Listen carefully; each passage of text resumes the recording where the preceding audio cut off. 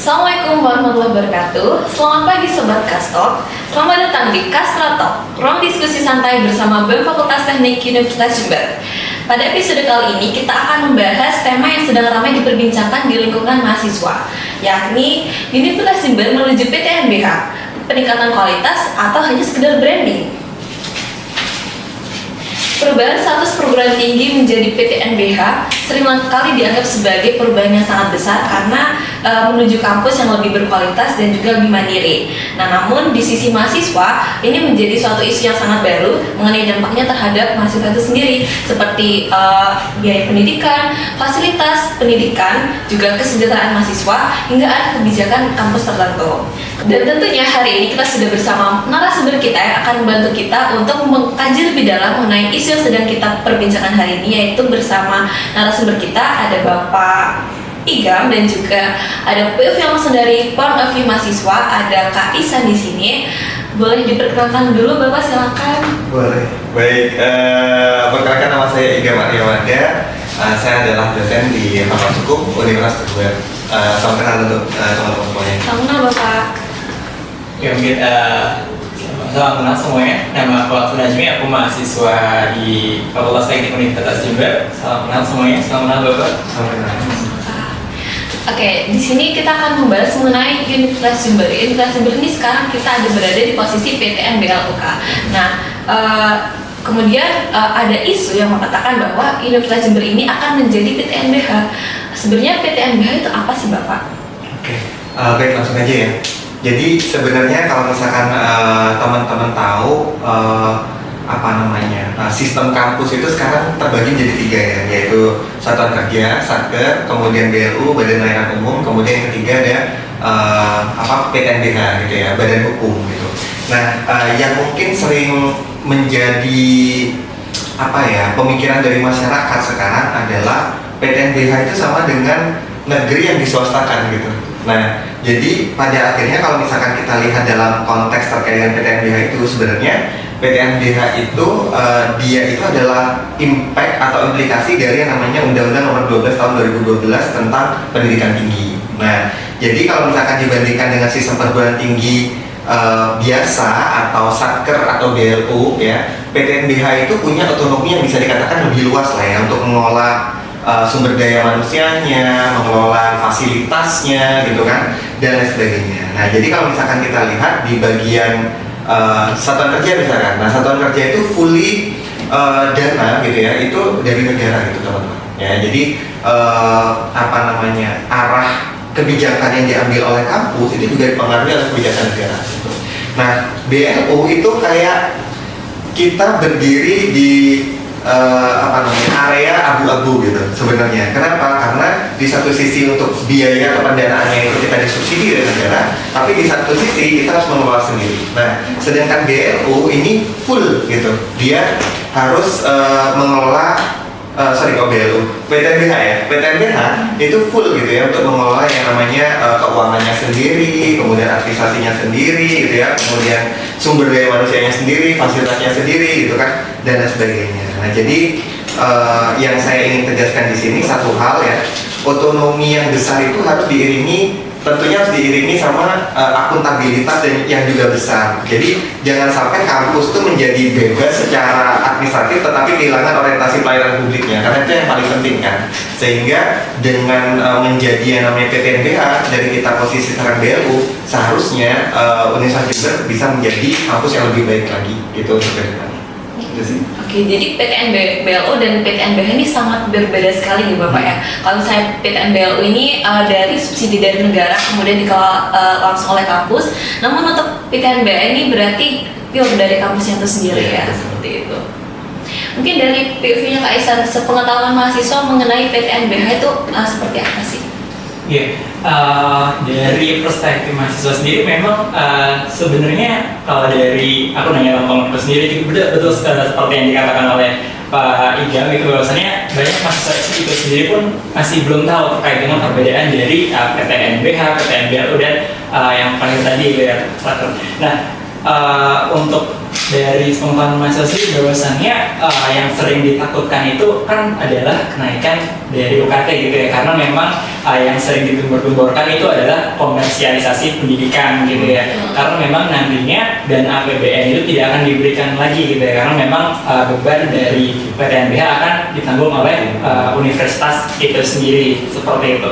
Mungkin kalau boleh saya sedikit menjemput terkait dengan sedikit alasan kenapa UNED ini menuju PTNBH itu sebelumnya itu dikarenakan salah satunya adalah adanya investasi dari ISDB gitu ya, Islamic Development Bank gitu ya, yang tentunya itu saya merasakan banget bahwasannya itu sangat berpengaruh atau sebagai katalisator di Universitas Jember ini, terutama di Fakultas Teknik itu sendiri Bapak. Jadi memang pada saat itu sebelumnya itu belum ada gedung tersebut gitu nih. Tapi setelah adanya investasi tersebut di Fakultas Teknik sendiri itu menjadi lebih mudah untuk pembelajarannya seperti itu. Mungkin seperti itu dari prof saya. Oke, jadi memang perubahan PTNBH itu sangat berpengaruh sekali mungkin bagi mahasiswa kayak kita tuh berharap pengennya dari fasilitas, dari segala hal itu dapat mempermudah kita untuk mempelajari, untuk proses pembelajaran seperti itu. Mungkin kalau misalnya lebih tahu, kalau misalnya kita kaji lebih dalam nih Bapak, alasannya dari PUV Bapak sendiri, alasan untuk UNED ini berubah menjadi PTNBH itu kenapa, dan kira-kira alasan utamanya itu apa? Sebenarnya gini, kita itu mengelola yang namanya suatu kampus itu kan kita juga harus melihat tren ya gitu secara nasional. Nah kalau misalkan kita lihat tren secara nasional, utamanya misalkan yang ada di Jawa Timur aja untuk kampus negeri, UNED adalah salah satu kampus ya yang belum PTNBH gitu ya. Nah beberapa universitas negeri yang ada di Jawa Timur utamanya ya, seperti UNER, kemudian UB, UNESA gitu kan, kemudian UM gitu kan dan sebagainya ya, mereka sudah PTNBH nih gitu ya. Artinya dalam konteks pengelolaan gitu ya, mereka sudah bergerak maju menuju yang namanya PTNBH gitu. Nah dan di satu sisi karena adanya betul tadi ya, ada tuntutan global gitu ya, ada tuntutan global di mana yang namanya kampus itu harus berkembang gitu kan dan sebagainya. Nah kampus hari ini nggak cukup hanya menjadi tempat kuliah aja teman-teman gitu. Kenapa? Karena kita itu juga dituntut untuk pusat riset, inovasi, ya, pengabdian kepada masyarakat, kemudian kolaborasi secara internasional gitu ya. Contohnya misalkan tadi teman-teman off the record tadi bilang kalau misalkan teknik lagi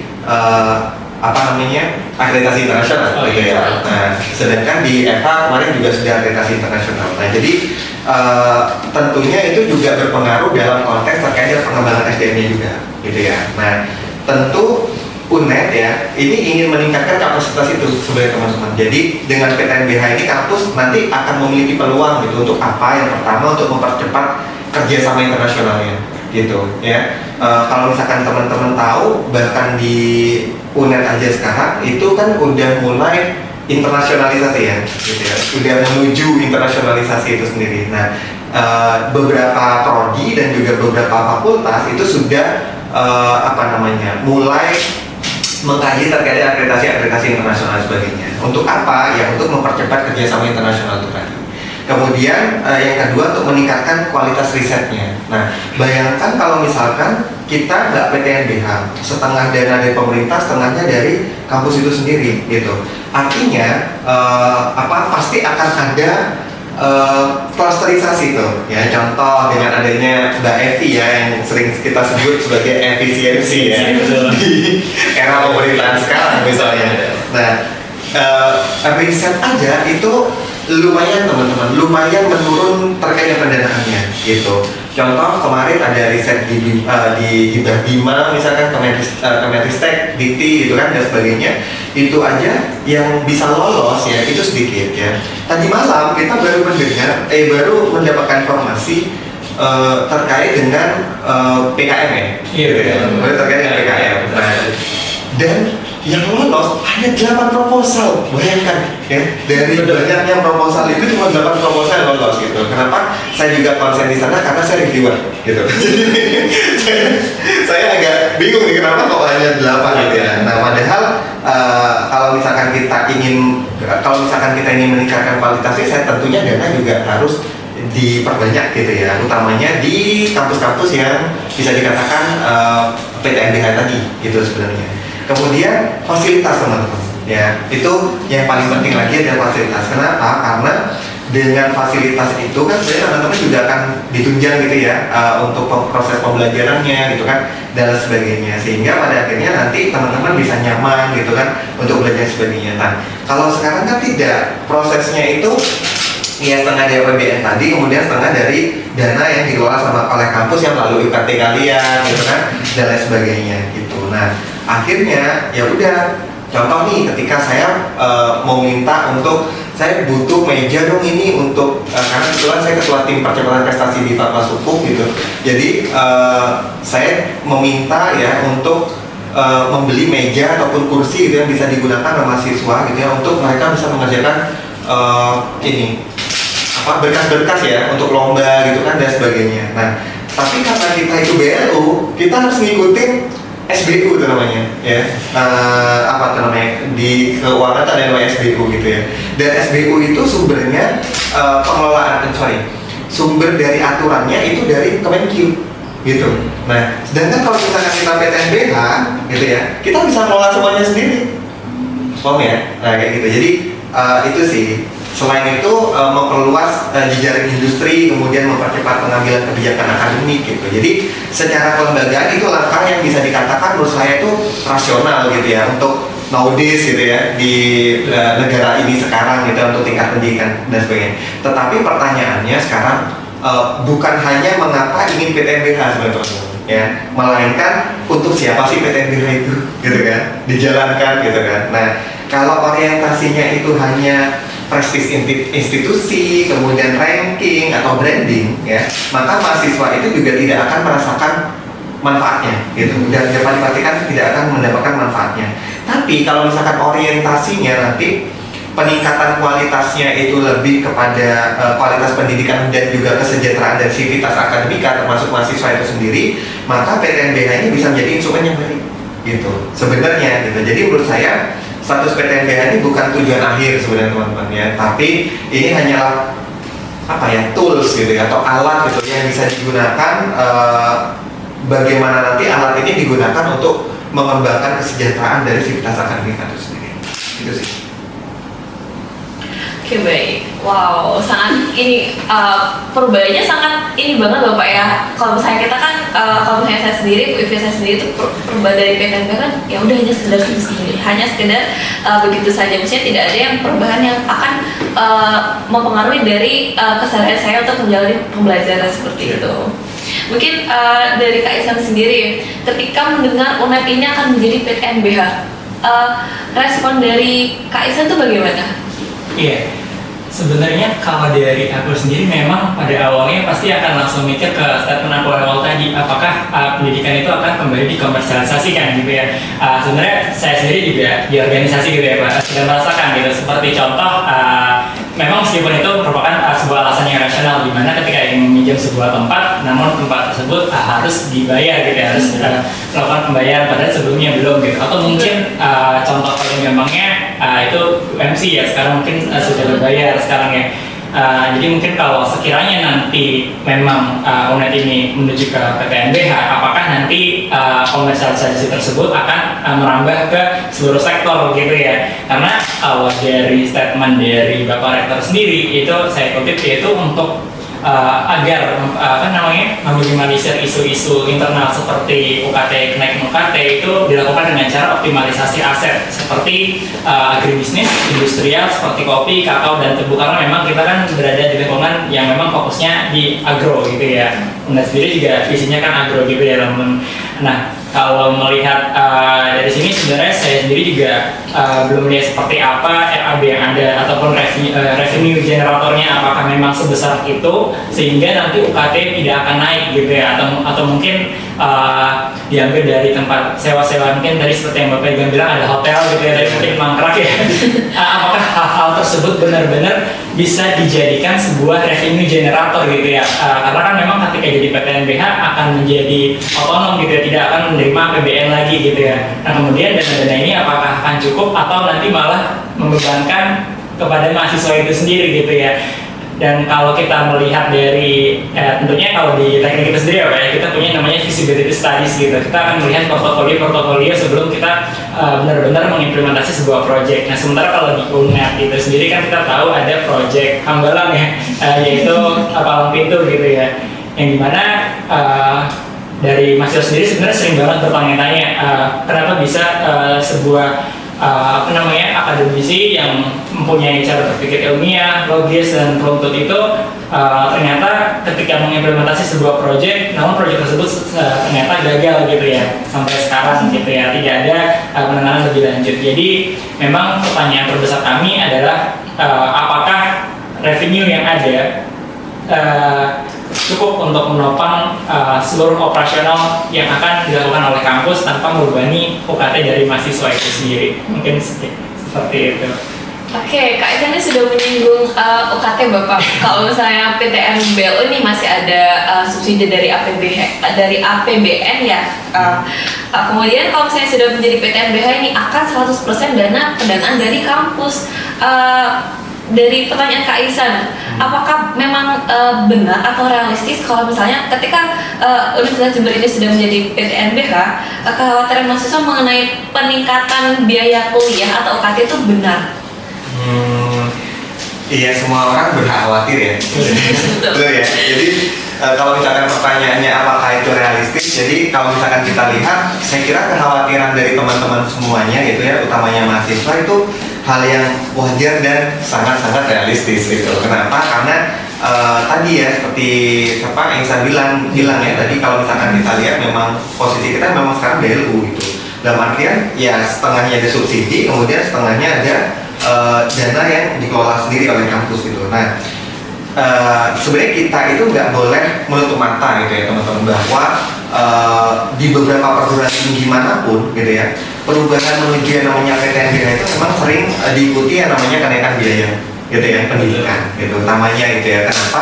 Ya karena tadi kampus harus mengelola sendiri gitu ya, apalagi kalau misalkan kita lihat sekarang realitanya beberapa fasilitas kampus ini benar ya dikenakan biaya ya, bahkan di fakultas saya itu juga udah ada list gitu ya, list peminjaman gitu ya, peminjaman. Tapi sampai detik ini di fakultas hukum pun ketika teman-teman ingin membutuhkan ruangan gitu ya, laboratorium gitu ya, bahkan dari yang kecil sampai yang besar pun itu nggak ada nih dimintain uang gitu ya sama fakultas sebagainya, kecuali kegiatan itu adalah kegiatan yang bisa dikatakan prestis dan menghasilkan gitu ya, menghasilkan, artinya kan setidaknya mereka juga ada kontribusi ke kampus gitu ya. Nah jadi kalau misalkan kita lihat karena ketika kampus itu diberikan otonomi yang bisa dikatakan lebih luas gitu ya, memang ada kecenderungan gitu, kampus itu juga didorong untuk lebih mandiri gitu ya secara finansial. Nah disitulah letak kekhawatiran mahasiswa itu sendiri, sebenarnya termasuk kalian semua yang ada di sini ya gitu. Nah tapi kita juga harus objektif teman-teman. Kalau misalkan kita lihat PTNBH ini kan tidak otomatis berarti UKT pasti naik gitu kan. Itu kan ya namanya orang anxiety kan, ya wajar gitu kan ya. Nah tapi itu sebenarnya tergantung sama kebijakan kampus sih ya. Jadi kita juga lihat nih keberpihakan dari pimpinan universitas itu nanti seperti apa gitu ya, terkait dengan yang namanya UKT dan sebagainya. Nah jadi tidak harus gitu ya UKT itu sebenarnya naik. Nah dan di satu sisi kan negara juga tetap harus memiliki kewajiban kan gitu untuk secara konstitusional kan negara juga memiliki kewajiban untuk menjamin gitu akses pendidikan untuk semua masyarakat, utamanya teman-teman mahasiswa itu sendiri. Nah jadi jangan sampai namanya PTNBH ini nanti dijadikan alasan untuk mengurangi tanggung jawab negara gitu ya terhadap yang namanya pendidikan gitu, karena memang secara pengelolaan memang kita mengolah sendiri, tapi negara nggak boleh lepas dari itu, gitu ya. Artinya nanti ketika proses pembelajaran, ya negara harus juga bisa memberikan beasiswa, misalkan ya kepada mahasiswa, gitu kan, dan sebagainya, atau membuat kebijakan di mana PTNBH itu tidak boleh biaya operasionalnya itu lebih tinggi dari rentang nilai berapa sampai dengan berapa, itu kan bisa juga negara membuat kebijakan itu. Jadi menurut saya titik paling pentingnya adalah transparansi dan juga keadilan gitu ya buat teman-teman mahasiswa semua. Kalau memang ada kebijakan pembiayaan, mahasiswa harus tahu gitu ya sebenarnya uang itu digunakan untuk apa. Itu dulu ya. Kemudian kira-kira penggunaan uang itu kira-kira dampaknya apa buat mahasiswa, gitu kan. Kemudian apakah benar kembali ketika uang itu digunakan akan meningkatkan yang namanya kualitas pendidikan, gitu kan. Nah, jadi karena persoalan terbesarnya bukan hanya soal mahal atau tidak gitu, tapi teman-teman di sini butuh yang namanya transparansi dan keadilan penggunaan terkait dengan dana. Gitu ya. Jadi ya ini juga mungkin masukan ya untuk pimpinan universitas. Jadi seandainya memang kita nanti akan menjadi yang namanya PTNBH gitu ya, mungkin transparansi keuangannya bisa lebih baik lagi gitu ya, biar mahasiswa juga tahu nih penggunaan keuangannya itu untuk apa ya. Oke, baik Bapak. Memang UKT itu sangat menjadi hal yang sangat sensitif bagi mahasiswa karena menyangkut pendanaan. Kemudian kita juga butuh namanya transparansi itu tadi. Transparansi apakah dari biaya yang dipungut dari pihak universitas ini akan sangat berdampak untuk kami mahasiswa atau hanya untuk pihak universitasnya itu sendiri saja seperti itu. Juga ketika menjadi PTNBH ini menurut Pak Igan nih, kira-kira titik atau beberapa poin yang masih harus diperhatikan UNED untuk menjadi lebih siap untuk menjadi PTNBH itu apa saja? Itu dia. Ini kayaknya pertanyaan mendasar. Sebenarnya kalau misalkan bisa dibilang dari pertanyaan mendasar dari banyak kalangan sivitas akademika yang ada di UNED gitu ya. Nah, kalau ditanya siapa atau tidak gitu ya. Kalau tanya siapa atau tidak. Jadi menurut saya UNED itu memiliki potensi besar sebenarnya untuk menuju yang namanya PTNBH gitu. Kenapa? Karena peringkat UNED itu dari tahun ke tahun gitu kan bisa dikatakan udah masuk 15 besar, 13 besar, 14 besar gitu kan, dan lain sebagainya gitu. Nah, dari segi pemeringkatan misalkan gitu ya. Tapi kalau misalkan kita lihat di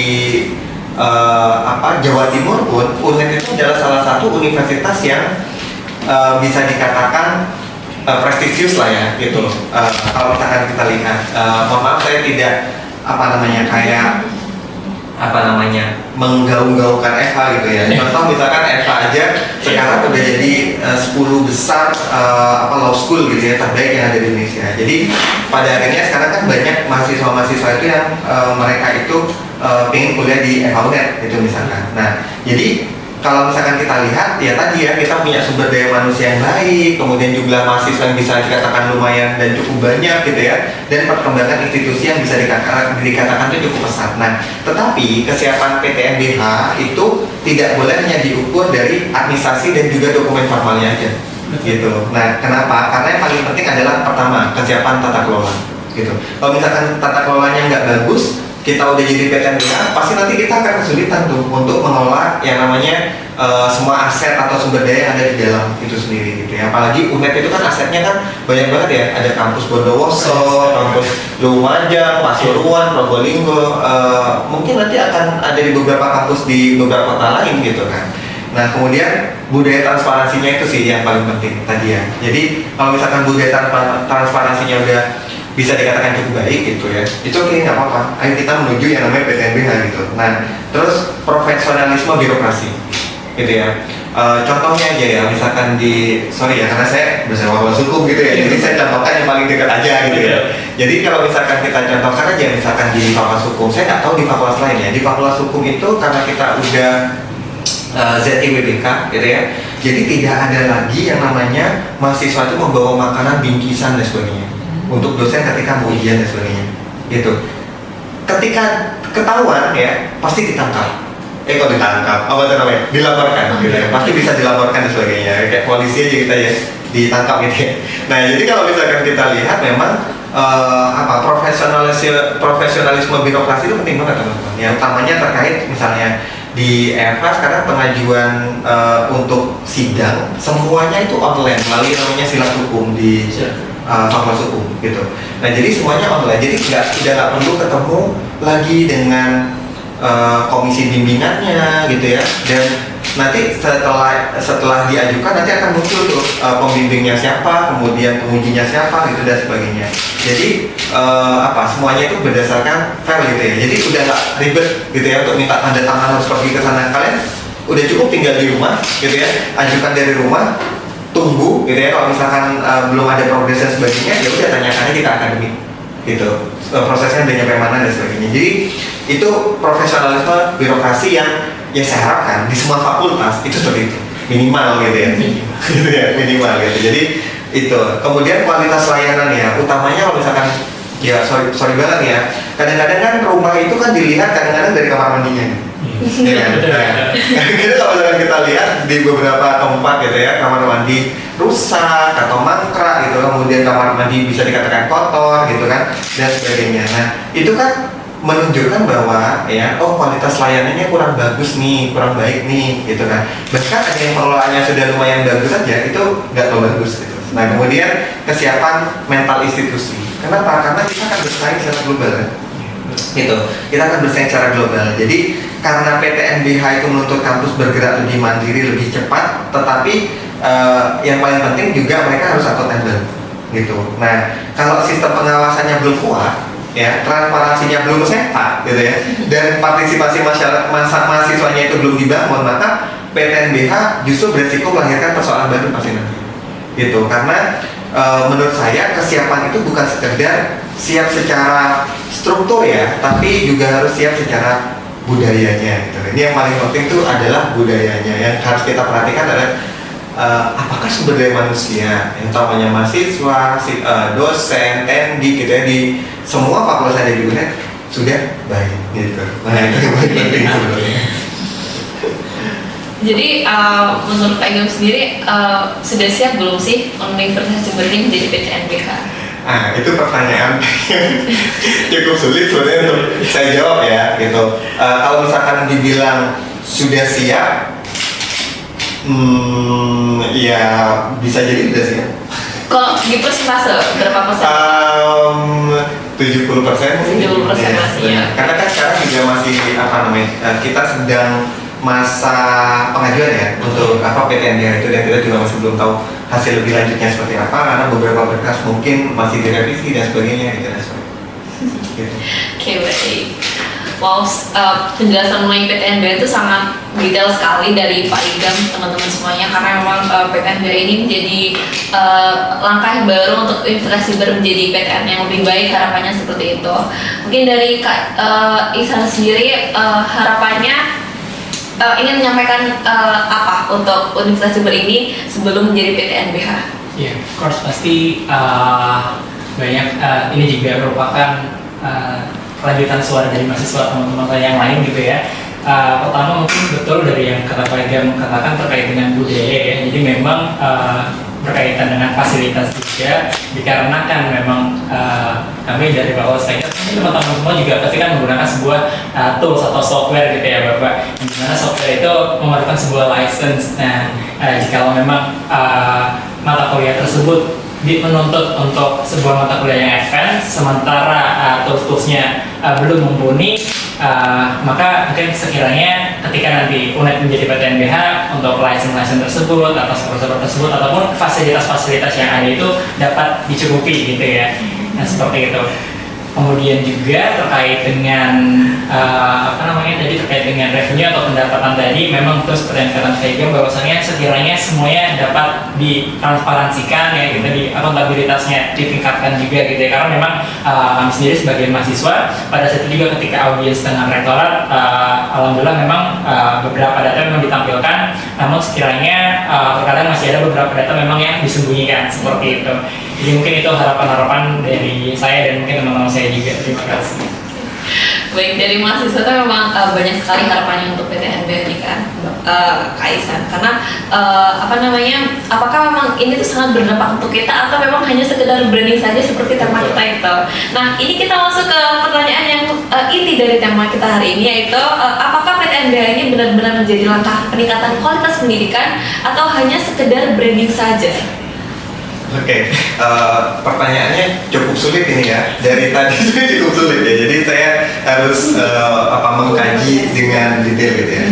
Jadi kalau misalkan menurut saya sebenarnya gini, PTNBH itu bisa menjadi peningkatan kualitas sebenarnya gitu ya. Tetapi juga bisa berhenti hanya menjadi branding gitu ya. Jadi kedua hal tadi itu apakah bisa dikatakan peningkatan kualitas atau sekedar branding, dua-duanya bisa terjadi gitu ya. Kita nggak bisa menutup kemungkinan atas itu gitu kan. Nah, semuanya itu sebenarnya tergantung bagaimana pengelolaan kampus itu bisa menjalankannya. Itu yang paling penting sebenarnya. Nah, kalau PTNBH itu hanya digunakan untuk satu tadi ya, mengejar prestis misalkan, kemudian mempercantik citra institusi gitu ya, biar wah ini UNED PTNBH nih sekarang gitu kan dan sebagainya, atau meningkatkan simbol status kampus, maka itu hanya branding administratif gitu kan, akan hanya menjadi nama branding administratif aja, karena kita butuh kausalitas lah ya. Kita juga butuh mahasiswa yang banyak untuk kuliah di sini agar UKT-nya juga bisa masuk, kemudian kita bisa mengelola kampus ini dengan baik gitu. Nah, tapi kalau misalkan PTNBH itu digunakan untuk memperbaiki kualitas pendidikan, memperkuat riset yang sudah tadi saya sampaikan dengan meningkatkan kesejahteraan mahasiswa, mempercepat pelayanan akademik, dan membangun budaya akademik yang sehat, maka itu benar-benar menjadi yang namanya peningkatan kualitas. Jadi sebenarnya tergantung nih, itu tergantung pimpinannya. Jadi arahnya itu mau kayak gimana gitu, itu tergantung. Yang bisa membawa arah itu juga ya pimpinan itu sendiri dan juga beberapa timnya gitu. Nah, karena kampus besar itu bukan ditentukan oleh status hukumnya teman-teman sebenarnya, gitu ya. Mau kita itu Satker, BLU, PTNBH gitu. Tapi sebenarnya yang paling penting itu integritas terkait dengan tata kelolanya, gitu ya. Nah, selain itu kualitas akademiknya dan juga keberpihakan kepada mahasiswa, gitu. Benar ya Mas Isan ya? Iya. Betul.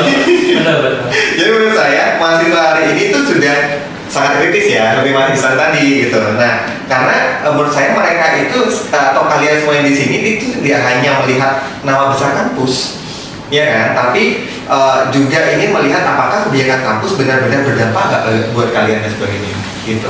Jadi itu sih sebenarnya yang paling penting. Jadi kalau misalkan saya highlight lagi, bagaimana apakah ini akan menjadi branding aja atau akan menjadi namanya peningkatan kualitas, ya itu tergantung pada pengelolaannya nanti gitu ya, dari Universitas Jember, utamanya dari pimpinan dan sebagainya, gitu. Jadi bagaimana hanya branding atau peningkatan kualitas itu tergantung dari pimpinannya itu tadi, dan juga bagaimana cara pengelolaannya sendiri. Kalau misalnya dari POV-nya Kak Isan bagaimana? Ini pertanyaannya baik besar ya? Iya, nggak apa-apa, mau saya tanya lagi. Seperti tema kita hari ini, apakah? Iya, sorry, apakah cuma branding ya? Iya, betul. Betul. Iya. Memang kalau kita bicara terkait dengan apakah memang benar-benar kualitas atau cuma branding, sebelumnya mungkin kalau kita lihat dari alasan kenapa mau naik ke PTNB, memang secara paper memang diperbolehkan atau diizinkan, dan ataupun secara kementerian pun memang dianjurkan gitu ya. Nah, kalau dari yang saya lihat dan pengalaman saya dan apa yang juga saya rasakan di kampus ini ya selama hampir 4 tahun mungkin ya, itu terbilang memang masih butuh banyak perjalanan gitu ya, masih butuh banyak proses, masih banyak butuh akuntabilitas yang perlu ditingkatkan dan sebagainya. Memang meskipun saya lihat juga UNED dan pimpinan juga sudah banyak melakukan studi banding dengan kampus-kampus lain terkait dengan persiapan PTNBH ini. Jadi mungkin kalau memang sekiranya studi banding tersebut atau benar-benar diimplementasikan nanti ke depannya, sehingga memang benar-benar menerima semua aspirasi dari mungkin yang Pak Iga sampaikan tadi, dan semua mahasiswa sebelum nantinya benar-benar resmi ditandatangani oleh Presiden dan juga PTNBH, mungkin sekiranya bisa benar-benar meningkatkan kualitas gitu ya, tidak cuma sekedar branding gitu ya. Ya itu mungkin juga jadi harapan saya juga nantinya. seperti itu. Oke, teman-teman semuanya, pembahasannya sangat menarik sekali ya mengenai PTNBH ini karena memang sangat berpengaruh sekali untuk kita mahasiswa dan juga mungkin dari pihak kampus itu sendiri. Apakah kita sebenarnya akan menjadi PTNBH yang benar-benar untuk meningkatkan kualitas atau hanya sekedar berdiri saja? Karena dari penjelasan yang kita sudah dapat tadi, kalau misalnya itu sesuai dengan visinya kampus itu sendiri, itu apakah dari pimpinannya sendiri dan juga dari bagaimana sistem itu berjalan seperti itu. Mungkin selanjutnya kita akan masuk di sesi Q&A. Oke, baik teman-teman semuanya, kita sekarang memasuki sesi Q&A atau pertanyaan. Di sini kita sudah merekam beberapa pertanyaan dari rekan-rekan semuanya. Mungkin kita langsung ke pertanyaan pertama. Sudah ditampilkan di layar. Ketika sebuah universitas berubah menjadi PTNBH, universitas dituntut untuk menjadi lebih mandiri secara finansial. Seringkali implikasi paling instan yang dirasakan adalah peningkatan biaya kuliah demi menutup biaya operasional kampus.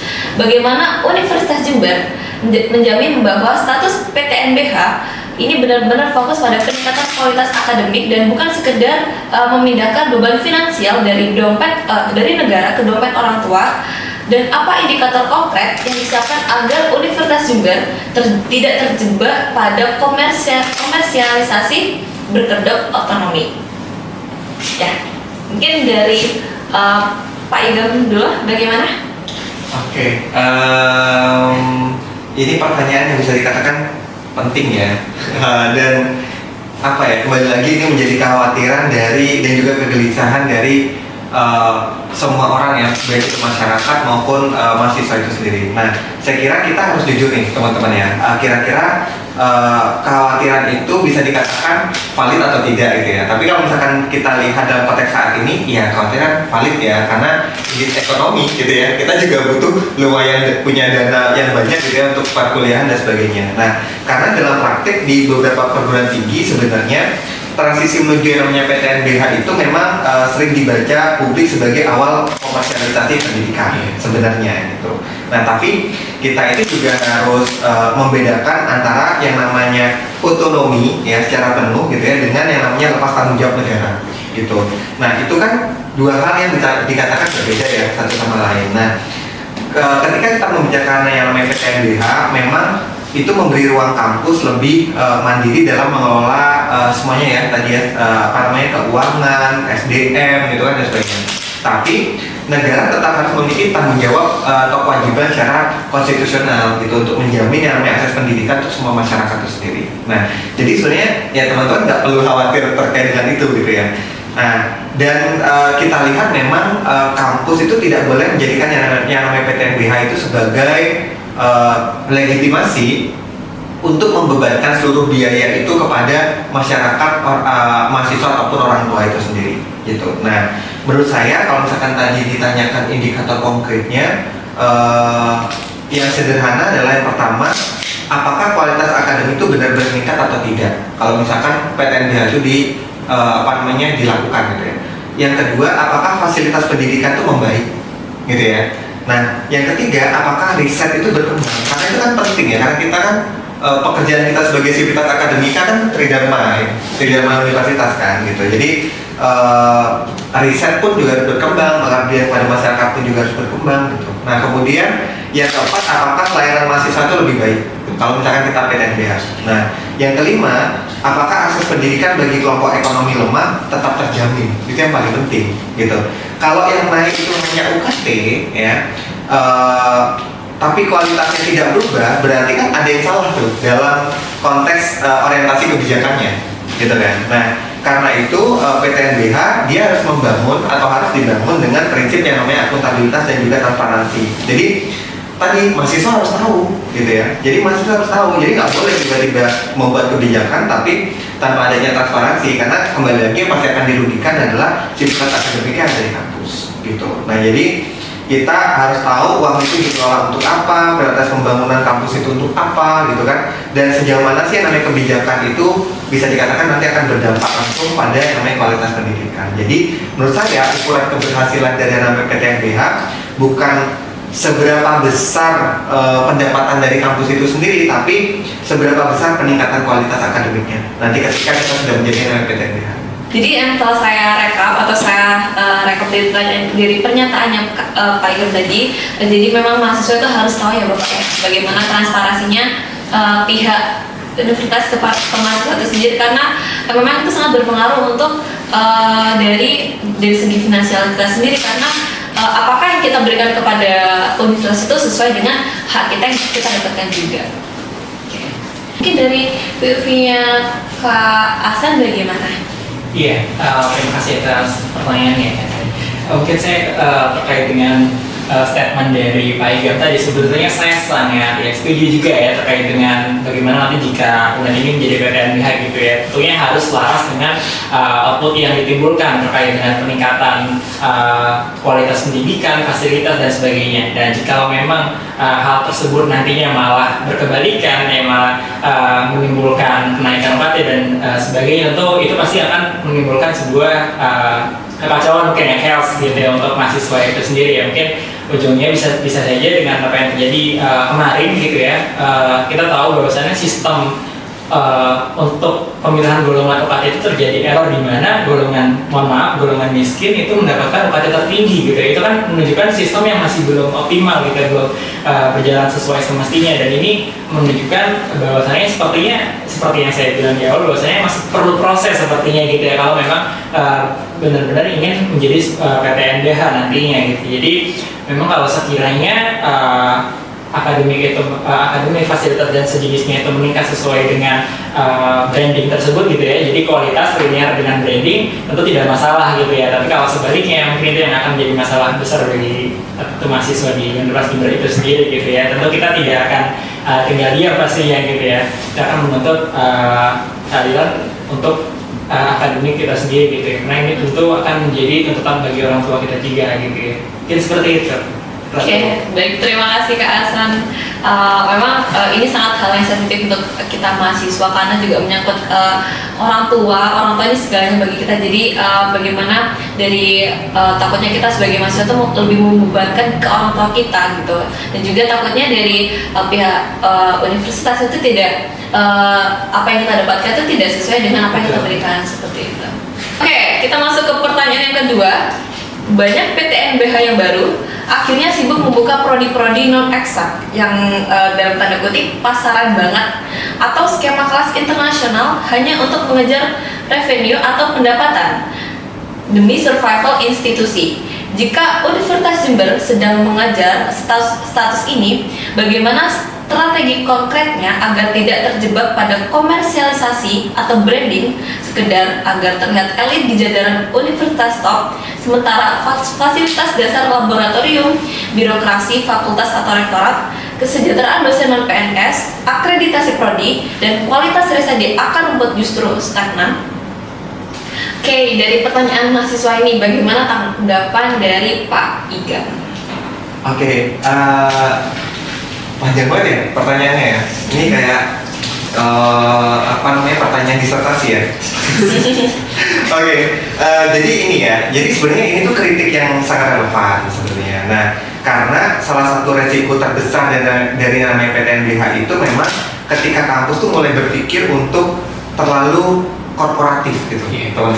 Nah, dan pada akhirnya kehilangan yang namanya orientasi akademiknya. Nah, saya pribadi sebenarnya berpandangan bahwa universitas itu tidak boleh menjadikan logika pasar sebagai satu-satunya arah pembangunan institusi, gitu. Kenapa? Karena kembali lagi orientasinya harusnya kepada sivitas ya, dan juga fasilitas yang ada di kampus dan sebagainya. Nah, kalau kampus hanya mengejar program yang laku dijual, gitu ya, maka pendidikan tinggi itu akan kehilangan fungsi intelektual dan juga sosialnya, pasti.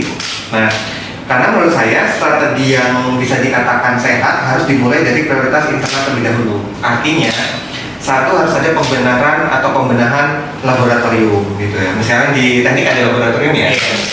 Nah, jadi kan harus ada pembenahan dulu nih terkait dengan fasilitas laboratorium karena kan itu fungsinya untuk riset kalian dan sebagainya. Kedua, kualitas pembelajaran gitu ya.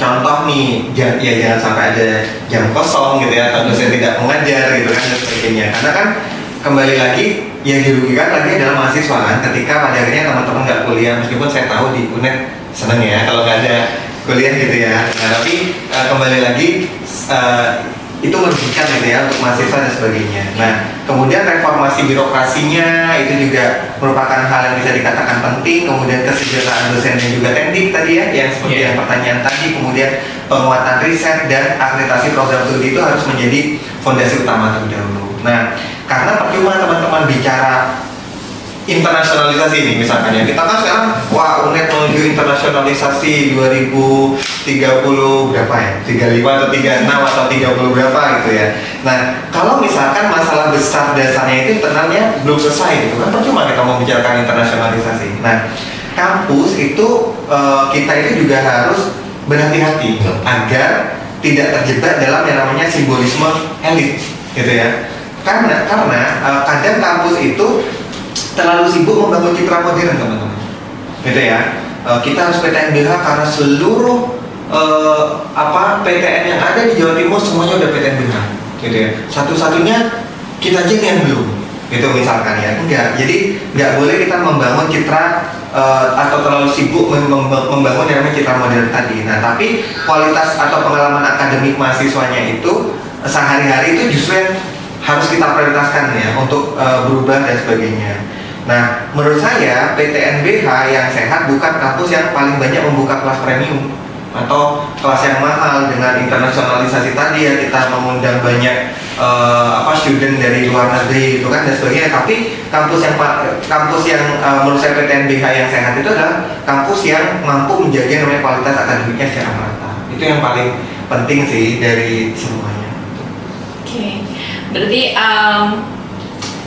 bukan berarti kita harus langsung internasionalisasi, tapi bagaimana kita memulainya atau memperbaikinya dari internal kita terlebih dahulu, seperti perbaikan laboratorium untuk kita riset di fakultas teknik, kemudian juga bagaimana pembelajaran dan juga mata kuliah yang tidak ada jam kosongnya. Dari KSM sendiri bagaimana pandangannya? Iya, sangat menarik teman dari Pak Igam itu sendiri. Saya sangat setuju terkait dengan tidak boleh logika pasar ya, karena memang itu yang seringkali dikhawatirkan oleh mahasiswa dan saya sendiri ya, di mana kampus dijadikan dengan komersial gitu ya.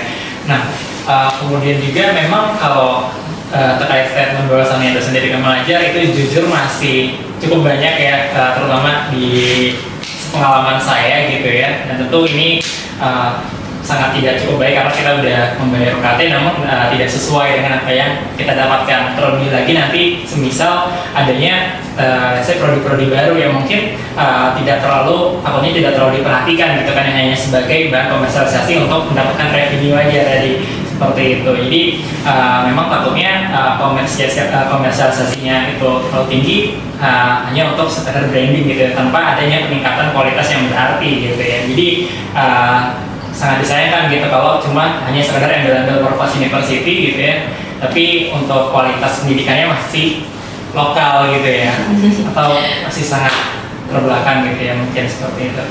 Oke, baik. Terima kasih untuk pernyataannya dan atau feedbacknya dari Kak Hasan. Mungkin langsung ke pertanyaan yang ketiga. Oke, kita masuk ke pertanyaan yang ketiga. Salah satu jualan utama PTNBH adalah fleksibel atau mudah dalam mengelola aset bisnis dan melakukan hilirisasi riset. Namun, realitanya banyak PTNBH yang akhirnya lebih mahir mengelola bisnis retail seperti hotel, pom bensin, atau menyewa gedung ketimbang menjual paket riset. Menurut Pak Igam, apakah Universitas Jember sudah memiliki ekosistem riset yang cukup matang untuk menghasilkan pendapatan berbasis inovasi, ataukah pada akhirnya status PTNBH ini memaksa Universitas Jember bertransformasi menjadi korporasi yang sibuk berbisnis non-akademik demi bertahan hidup?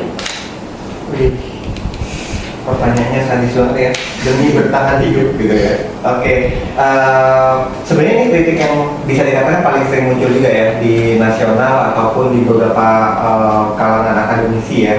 Nah, karena memang ada fenomena nih teman-teman, di mana beberapa kampus tuh lebih cepat berkembang dalam bisnis gitu, komersil gitu ya. Tadi yang sudah disampaikan di ini ya, seperti hotel, pom bensin, menyewakan gedung gitu ya, dan sebagainya. Nah, jadi kalau misalkan kita lihat sebenarnya dibutuhkan kampus itu kan adalah inovasi akademik gitu ya. Yang dibutuhkan kampus itu adalah inovasi akademik. Nah, jadi menurut saya kita harus realistis nih sekarang.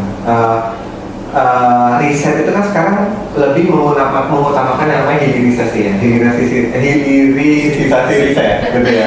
Nah, sebenarnya itu tuh tidak bisa dibangun secara instan, teman-teman. Kenapa? Karena hanya karena status kampus belum menjadi PTNBH, kemudian risetnya udah dapat dipastikan bagus gitu. Enggak kayak gitu. Jadi ekosistem riset itu sebenarnya membutuhkan budaya akademik yang bagus, itu satu ya. Jangan kan itu ya, orang mahasiswa sekarang aja diminta buat publish jurnalnya udah ogah-ogahan gitu ya, atau menulis aja udah ogah-ogahan gitu. Nah, jadi itu yang penting ya. Jadi budaya akademiknya itu juga harus bagus ya. Nah, salah satu hal yang menurut saya ya, karena saya juga dari kampus ini sebagainya, mungkin ada beberapa hal yang mungkin bisa dijadikan acuan adalah harusnya ya di setiap fakultas itu harusnya ada satu mata kuliah gitu, di mana mata kuliah itu adalah mata kuliah kepenulisan gitu ya.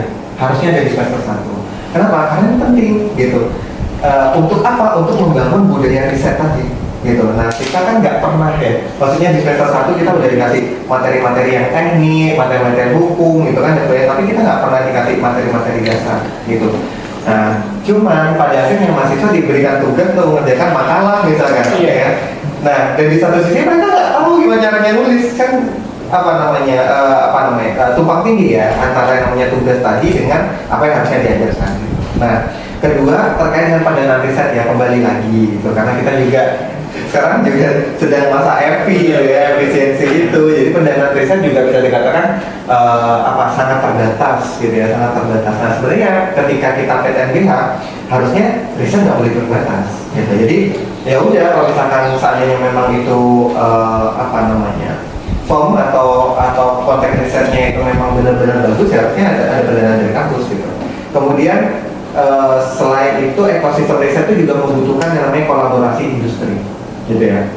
Mungkin buat teman-teman teknik itu udah dilakukan gitu ya, tapi untuk teman-teman yang ada di FH, FKIP, kemudian ekonomi gitu ya, kemudian FIB, mungkin itu agak sulit ya, karena memang beberapa prodi itu kan memang kita nggak bekerja sama langsung dengan yang namanya industri kan. Tapi kalau misalkan teknik kan langsung industri nih, apalagi ketika teman-teman magang misalkan ya, dan lain sebagainya. Nah, kemudian ekosistem riset juga membutuhkan yang namanya kualitas SDM gitu. Itu yang paling penting sih. Nah, saya nggak tahu kalau di teknik seperti apa, tapi kualitas SDM misalkan di EVA untuk terkait dengan riset dan sebagainya, bahkan kemarin kita PKM dan sebagainya aja itu lumayan banyak yang tidak ikut gitu ya. Padahal kan sebenarnya ini adalah salah satu poin penting dalam konteks terkait dengan meningkatkan kualitas SDM itu sendiri. Kemudian yang kelima terkait dengan keberlanjutan kebijakannya gitu. Nah, jadi kalau fondasi ini belum kuat gitu ya, maka kampus pasti akan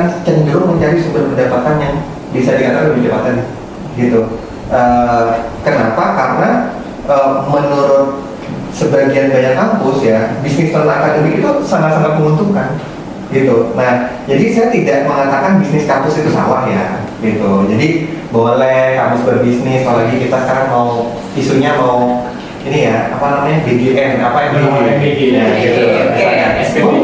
Ada SPPG itu boleh gitu. Nah, tapi dalam batas tertentu itu diperbolehkan ya. Wajar untuk menopang yang namanya penghidupan institusi, karena institusi apalagi PTNBH ya, kita harus punya sumber keuangan sendiri gitu kan dan sebagainya. Nah, tapi jangan sampai bisnis itu menjadi orientasi utama dan akademik justru nomor 2 gitu. Jangan sampai kayak gitu, karena identitas universitas itu mereka tetap akan terus berjalan.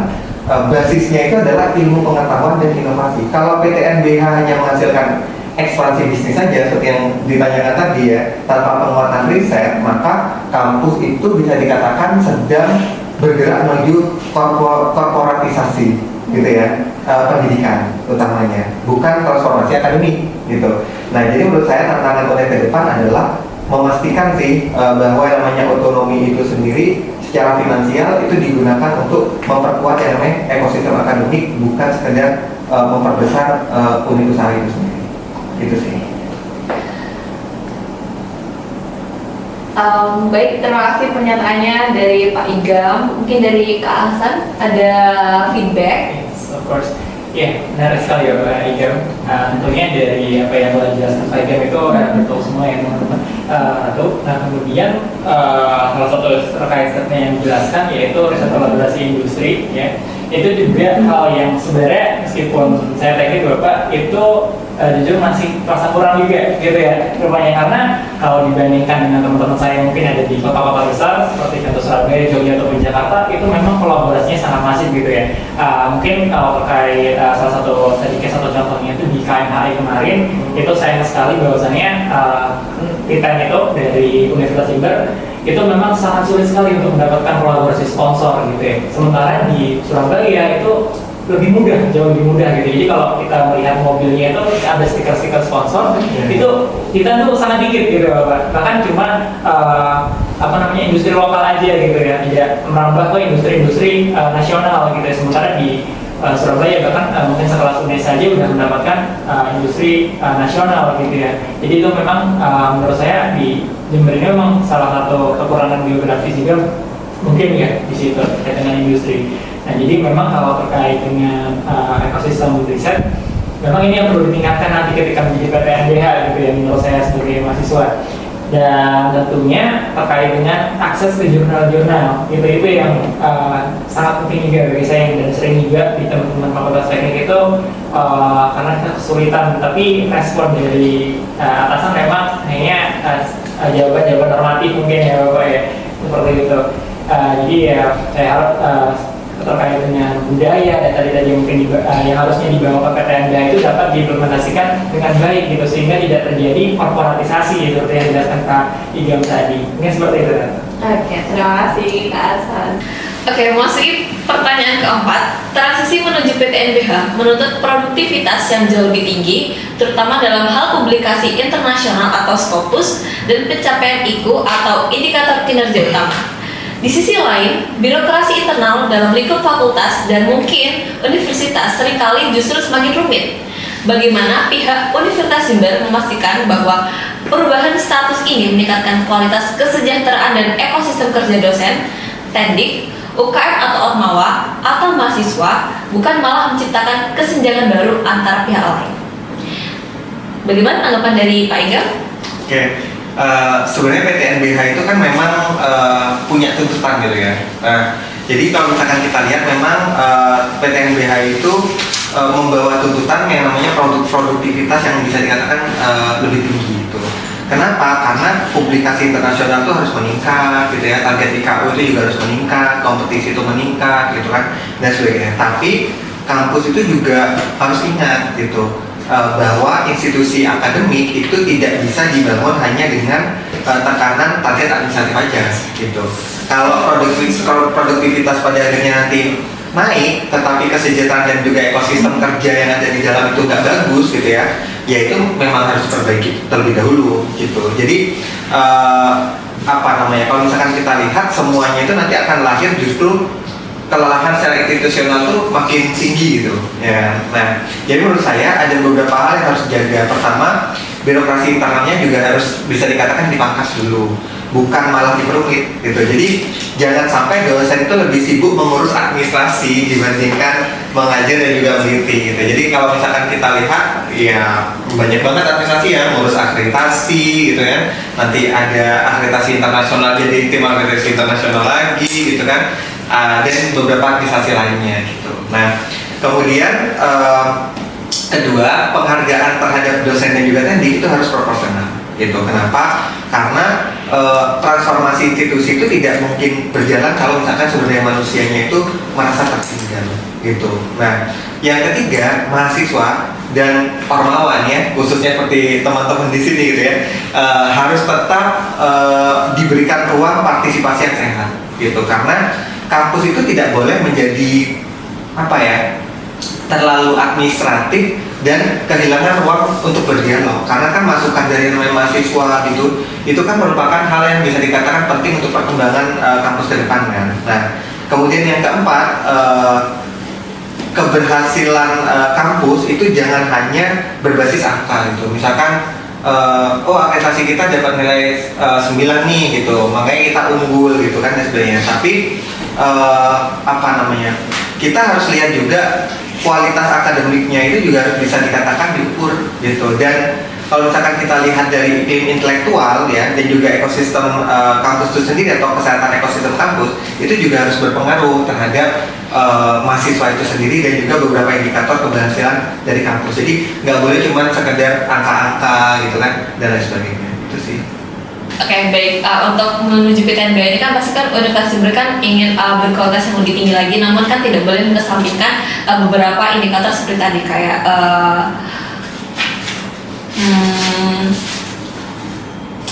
ekosistem kerja dosen, kemudian juga bagaimana kita sebagai UKM Ormawa ya, kita sebagai mahasiswa yang menjalani UKM Ormawa itu harus mendapati ruang untuk beraspirasi agar Universitas Jember ini juga dapat mengetahui bagaimana POV dari kita gitu, agar mereka tuh dapat mengevaluasi atau mungkin mereka dapat meningkatkan kinerja mereka sendiri seperti itu. Oke, baik. Bagaimana tanggapannya dari Kak Hasan? Iya, terima kasih atas pertanyaannya Ratu dan statementnya Pak Ijam. Tentu untuk transisi menuju PTNBH UNED ini tidak boleh mengesampingkan aspek-aspek yang sangat penting gitu ya, terutama dalam ekosistem gitu ya. Nah, seperti yang saya alamin gitu ya, dan teman-teman saya sampaikan juga bahwasanya memang akhir-akhir ini banyak berbagai layanan itu terbatas sekali di Universitas Jember ini gitu. Jadi bertanya-tanya apakah memang peningkatan ini sesuai dengan nantinya jika ingin menuju ke PTNBH gitu ya. Kayak contoh mungkin hanya internet ini kan sangat penting gitu ya untuk belajar, apalagi kan sekarang apa-apa online gitu ya, seperti itu. Jadi sangat disayangkan kalau sekiranya UNED ini tidak memiliki internet yang cukup baik gitu ya, dan juga kemudian tools dan juga fasilitas seperti yang saya sebutkan sebelumnya terkait dengan software yang resmi gitu dan sebagainya, sehingga kita tidak terbatas dengan software open source yang sangat terbatas gitu aksesibilitasnya. Nah, kemudian terkait dengan startup lain juga bahwasannya saya pribadi sebagai mahasiswa juga sangat setuju bahwa terkait dengan angka-angka gitu ya, bahwasanya kita seringkali menimbang suatu keberhasilan itu hanya dengan angka, sehingga untuk mencapai hal tersebut seringkali tidak dengan kualitas yang sesuai gitu ya Bapak. Jadi tidak boleh hanya sekedar angka-angka, akan tetapi secara realita itu tidak menunjukkan angka yang sebenarnya gitu ya. Karena memang sekarang saya juga sebagai mahasiswa mengetahui adanya terkait inflasi IPK gitu ya. Tentu Bapak yang mengetahui tersebut ya Pak. Jadi inflasi IPK ini ataupun dan terakhir kali juga ada kasus terkait dengan jurnal-jurnal predator gitu ya, beberapa kampus ternama pun itu terkena kasus tersebut gitu lah. Jadi kalau sekiranya nanti ketika kita menjadi PTNBH lalu kemudian kita mengejar target dalam hal publikasi internasional, namun tetapi ekosistem yang ada itu belum mumpuni dan sejenisnya, malah menimbulkan sebuah paper yang hasilnya hanya bagus secara kuantitas bukan kualitas seperti itu ya. Jadi dari statement Pak Igam juga dengan apa yang saya rasakan itu memang selaras dan jujur sangat butuh banyak perbaikan ya sebelum kita menuju ke PTNBH sebagai mahasiswa sendiri gitu ya. Mungkin itu Ratu. Oke, terima kasih Kak Igam untuk pernyataannya dari POV mahasiswa. Memang Universitas Jember ini menuju PTNBH itu sepertinya masih harus memperhatikan beberapa POV dari kita gitu ya, kayak dari mahasiswa sendiri seperti fasilitas, kemudian akses wifi yang memang sekarang itu mungkin susah sekali untuk kita akses ya, dan juga jaringannya juga sering ada kendala maupun sebagainya, juga itu menjadi bahan evaluasi mungkin ya, dan juga IPK sebagai inflasi tadi itu ya, itu juga menjadi poin penting mungkin untuk Universitas Jember selanjutnya. Oke, baik, kita masuk ke pertanyaan yang terakhir. Melihat dinamika dan banyaknya tantangan serta risiko finansial yang menyertai status PTNBH, muncul sebuah pertanyaan dasar. Mengapa kita tidak memaksimalkan potensi Universitas Jember dengan status BLU atau Badan Layanan Umum saat ini saja, yang mungkin resikonya lebih minim? Apa sebenarnya urgensi utama yang mengharuskan kita segera melompat bertransformasi menjadi PTNBH? Mungkin tanggapannya dari Pak Ion bagaimana? Oke, sama sih seperti yang sudah tadi saya jelaskan di awal ya, bahwa secara prinsip kan memang Badan Layanan Umum atau BLU ini kan sudah memberikan fleksibilitas tertentu dalam pengelolaan keuangan ya, meskipun kita masih terbagi satu kaki di pemerintah, satu kaki pengelolaan keuangan secara mandiri gitu. Nah, dan bisa dikatakan benar ya, resiko relatifnya itu lebih terkendali dibandingkan PTNBH gitu sebenarnya ya, daripada kalau misalnya Anda bandingkan antara BLU dan juga PTNBH. Tapi sebagaimana yang sudah tadi saya sampaikan bahwa PTNBH itu menawarkan ruang otonomi yang bisa dikatakan tuh lebih luas gitu. Nah, terutama dalam satu, pengambilan keputusan strategis gitu, kemudian yang kedua pengembangan kerjasama, kemudian yang ketiga pengelolaan aset, yang keempat penguatan inovasi, dan yang terakhir adalah percepatan transportasi institusi itu sendiri. Nah, jadi pertanyaannya sekarang kemudian bukan apakah BLU itu buruk gitu, tetapi apakah kapasitas dan kebutuhan institusi saat ini masih cukup nggak kalau misalkan ditopang sama yang namanya BLU atau kita menggunakan yang namanya model BLU. Nah, kalau UNED ingin bergerak lebih kompetitif gitu, atau bisa bergerak lebih leluasa lagi lah gitu ya dalam konteks terkait dengan taraf pendidikan kita dan sebagainya, baik itu secara nasional maupun global, maka PTNBH ini memang menjadi salah satu opsi strategis gitu. Nah, tapi saya ingin tegaskan di sini ya, perubahan status itu bukan tujuan akhir ya tadi, karena PTNBH ini cuma sebenarnya adalah alat aja gitu yang bisa kita gunakan untuk mencapai namanya tujuan akhir, di mana UNED itu bisa menjadi yang namanya kampus yang lebih berdikari gitu kan dan sebagainya. Nah, karena kampus itu tidak secara otomatis dia menjadi unggul hanya karena status hukumnya berubah jadi PTNBH gitu kan. Masih banyak banget ya proses-proses yang harus kita lakukan kan gitu. Tadi ya contohnya seperti peningkatan SDM gitu ya, kualitas riset kita gitu biar gak keracunan predator misalkan gitu kan dan sebagainya. Nah, yang paling menentukan sebenarnya tetap kualitas tata kelola, kualitas akademik, kemudian integritas kepemimpinan dan juga keberpihakan terhadap mahasiswa itu sendiri. Nah, kalau itu tidak dibangun, maka PTNBH hanya akan menjadi perubahan administratif aja tanpa adanya transportasi yang bisa dikatakan sangat-sangat substantif nih untuk kita lakukan. Makanya pada akhirnya banyak teman-teman di sini mempertanyakan kenapa kok kita nggak BLU aja, dan kenapa kok kita harus berubah menjadi PTNBH, bukannya memaksimalkan BLU itu lebih penting gitu misalkan. Nah, makanya itu yang paling penting sih. Jadi memang PTNBH itu memang harus dibangun gitu dari segi transformasi yang bisa dikatakan substantif. Nggak boleh yang cuma perubahan alternatif aja. Oke. Jadi PTNBH itu juga menjadi langkah awal ya Bapak ya bagi Universitas Jember, karena jadi PTNBH itu bukan hanya sebagai titel ya, bukan hanya sebagai judul aja, tapi itu sebagai perubahan yang baru. Berharap banget kalau misalnya Universitas Jember ini menjadi lebih baik, kemudian juga lebih mendominasi untuk mahasiswa, dan juga tidak hanya walaupun kita pun PTNBLU mungkin kalau misalnya kita tetap mengesampingkan bagaimana mahasiswa ini untuk proses pembelajarannya dan juga programnya juga sama aja mungkin ya Bapak ya. Kemudian dari Kak Asa sendiri bagaimana statementnya? Iya, menarik lagi ya Pak Jamet, tentu terkait dengan ini resikonya ya, dari mahasiswa ini kan juga pertanyaan yang paling sering ditanyakan ya, apa sih urgensinya dan kenapa sih harus pindah gitu ya. Nah, kalau dari pihak saya memang kalau sekiranya PTNBH ini memang bisa mengekskalasi Universitas Jember ini jauh lebih maju, bisa setingkat seminimal-minimalnya mungkin UB dulu gitu ya, baru mungkin UNER dan hingga top 10 gitu ya, tentu itu akan sangat membanggakan gitu, dan kita juga pasti akan mendukung gitu ya. Nah, kemudian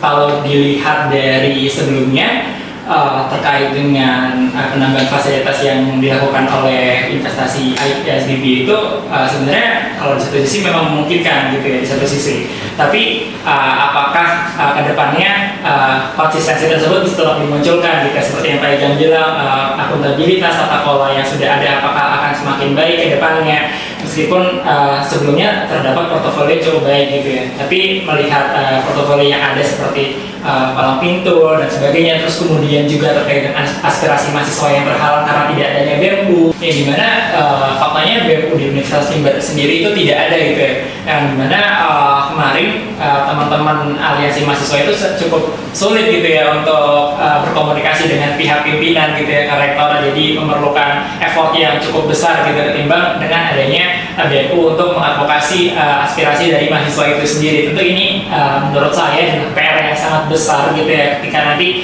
ingin menjadi PTNBH gitu ya, yang dimana ini menjadi PR menurut saya bagi para pimpinan gitu ya, selain dari tata kelola dan sebagainya. Jadi masih banyak proses-proses gitu yang harus dibenahi, dan jujur saya harap terkait dengan harapan saya agar dia bisa menjadi katalisator itu dapat terwujud gitu ya bagi Universitas Jember, seperti itu Ratu. Oke, terima kasih Kak Hasan. Banyak banget ya PR-nya untuk Universitas Jember menuju PTNBH itu.